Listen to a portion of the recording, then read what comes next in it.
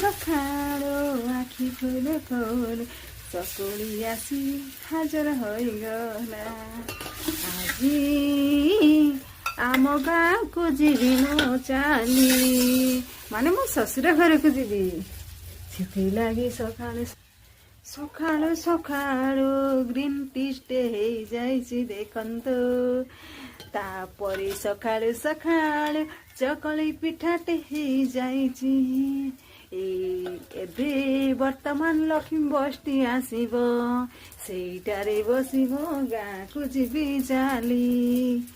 ମୋ ମଥାରେ ଓଢ଼ଣା ଦେଇ ଶାଶୁ ଘର ଯିବି ଚାଲି। ଟେଷ୍ଟି ହେଇଛି। ଆମ ସୁମି ସକାଳୁ ସକାଳୁ ବନେଇ ଦେଇଛି ଚକୁଳିକୁ ଗ୍ରୀନ୍ ଟି।